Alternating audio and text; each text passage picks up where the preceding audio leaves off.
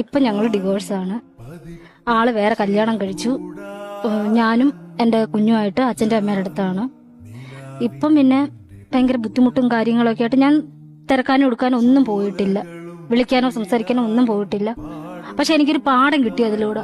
ഒരാളെ ഒരുപാട് സ്നേഹിച്ചിട്ടുണ്ടല്ലോ, ആ ചതിക്കുന്ന ഫീലിങ്സും ആ ഒരു വേദനയുണ്ടല്ലോ. ഞാനൊരു 3 മാസത്തോളം ഞാൻ ഉറങ്ങിയിട്ടില്ല.